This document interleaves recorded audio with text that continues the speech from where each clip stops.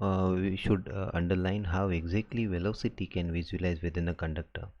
So let us say we do have a conductor over here, which is length of xy, and cross sectional area is this one. But let us assume under the transition of between the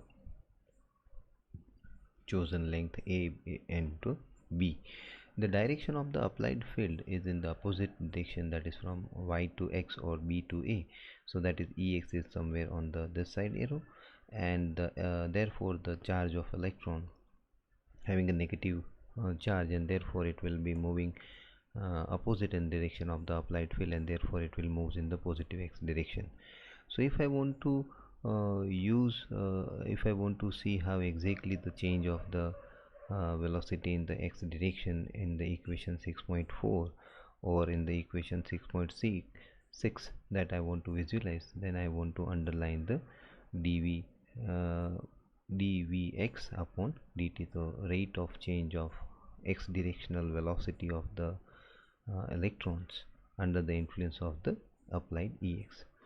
So if I will check it up, then I can having a two part of the velocity component. One is under the influence of the electric field, the second which is a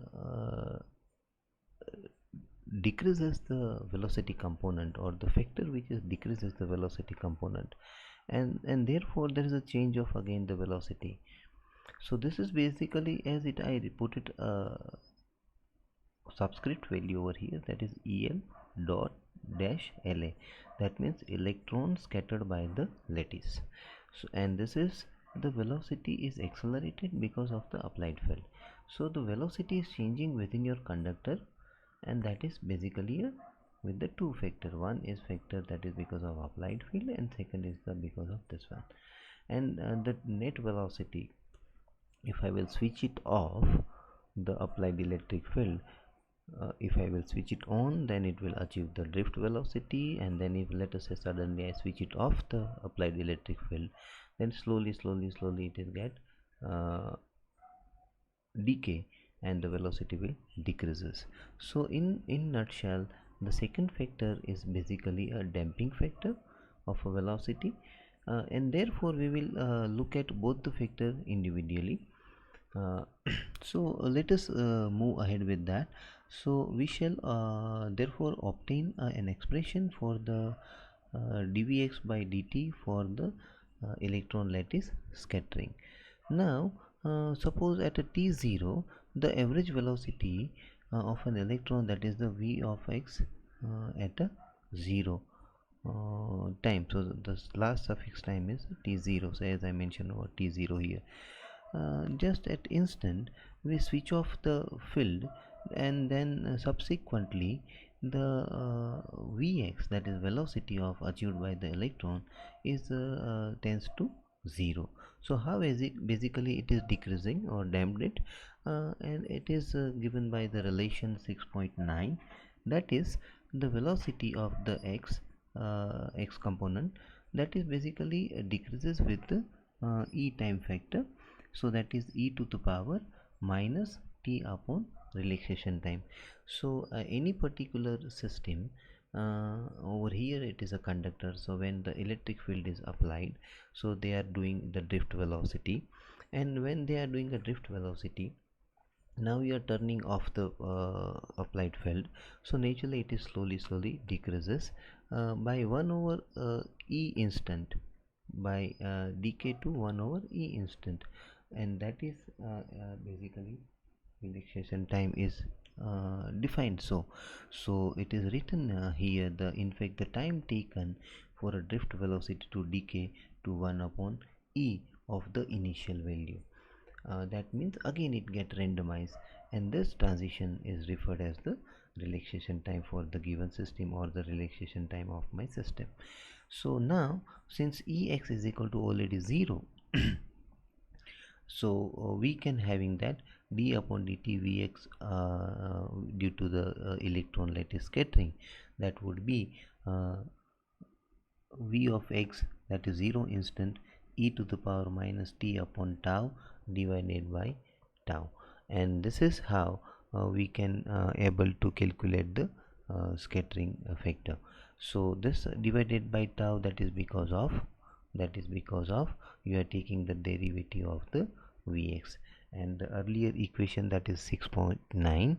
If you have seen it, then this equation, if you take a derivative over here, d by dt Vx, then on RHS we having a V of x, that is 0, that is a constant, so it doesn't going to be affected. But e to the power minus t upon tau, that would be derivated with respect to time, and you can having the V of x 0 e to the power minus t upon tau. This is nothing but the earlier equation. What is the Vx value? So I replace it, the numerator of the relation, by the average velocity of the Vx, and therefore equation 6 and equation 9. So 6.9, from equation 6.9 I can having the equation 6.10, substitutes the value of equation 10 and equation earlier slide, you can pick it up the 6.4, as it is mentioned here, 6.4 and 6.10 into the relation 6.8, then you can having a relation like minus ex upon m minus the decay factor, that is this one, so Vx upon tau, and there from this relation we can able to achieve the velocity within a conductor, that is a e tau ex upon m. And if you look at minutely here, then that is the charge of the that is electron in a conductor, that is also constant. The applied field for an instant, that is also constant, and mass of electron, that is also constant. Relaxation time is do depend on the applied field as well as the temperature. So in further part of this one, study steady average velocity imposed by a field and proportional, and that is nothing but the drift velocity. So steady average velocity, that means under the influence of a applied electric field, the achieved velocity of the electron within a conductor, that is called the steady average velocity, and that is given by the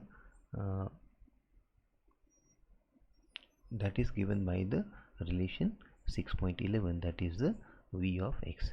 Now the steady velocity is per applied field. So steady velocity, that is nothing but the drift velocity of your charge carrier per applied field is nothing but it is defined as a mobility of your charge carrier, and this is a very important parameter of any conductor. Mobility decides how fast conducting is possible within that.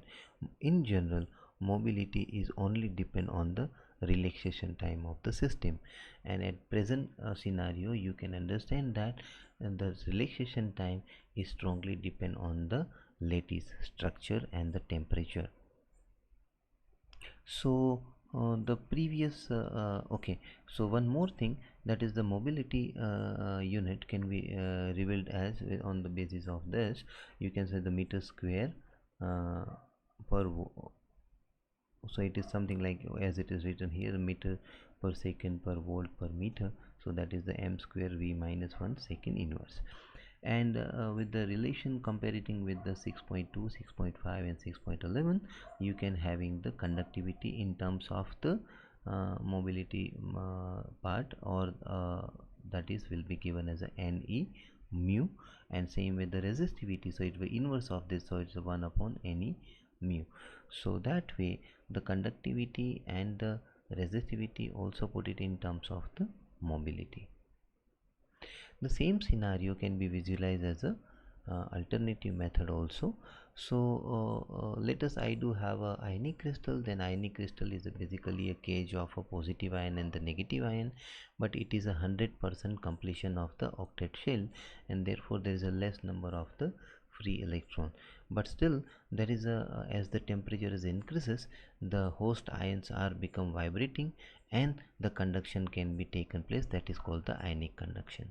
Whereas in our metal case, the atoms are no longer holds their outer shell electrons, since they are having a very less ionization energy, or you can put it in the other word, the electrons or valence electrons are loosely bound to the nucleus, and therefore they are moving throughout the crystal sites. And because of this we having a advantage and benefit, and therefore we can put it in a two types of the internal energy for such materials, especially in the metals.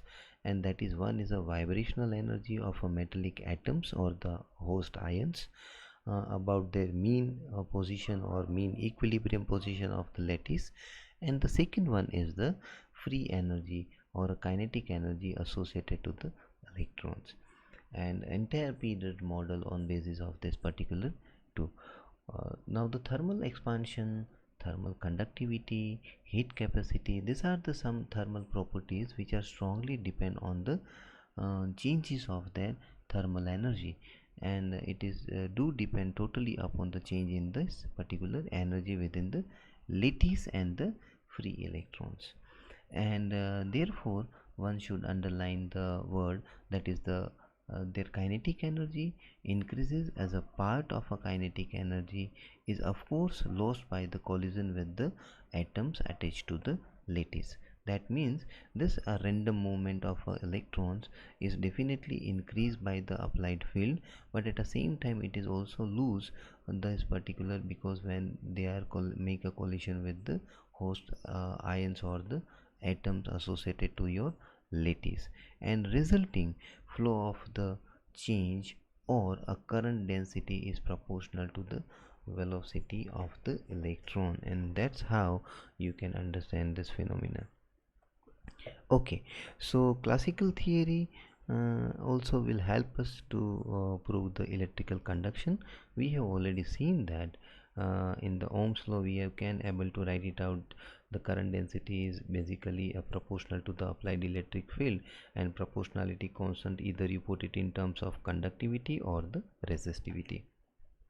So naturally the distribution function of an electron in a conductor undergoes changing when you switching on or switching off the conductor, and therefore a free electron is called the drift under the influence of the electric field, and when you are switching off it is under the influence of the thermal motion. Okay, so therefore the other part is coming over here. The average velocity is gained during the drift motion is termed as the drift velocity, and the second part, that is a thermal motion or the thermal motion is only, and it is a randomized, so net velocity will be 0. Okay, so under this knowledge we can write it out a new set of equation, and that is within the lattice, let us say m into a, so that is a force applied on a particular charge, so that is a m into dv by dt. I can put it, there is a one factor which is produces the drift velocity or the force which is guided for the drift velocity, that is a minus e into applied field. So the charge into applied field, the minus sign indicating because of the charges electron, so minus e capital A. The second term is called basically a retardation, and that is occurs because of the collision with the lattice cage or the lattice structure. So wherever you have a lattice, so the host ion is about to reduces the speed of the electron under the influence of the applied force or the applied field, and naturally when this is going to be reduces its velocity, which is directly proportional to the velocity of the electron as well as the mass of an electron, and therefore the retarding force, which is represented by the minus alpha mv, where minus alpha minus sign is indicating for the retardation, and alpha is basically a constant, and this constant is strongly correlated to the lattice structure. So final equation is the force is basically a sum of a two factor. One is a applied electric field, and as well as there is a one retardation force.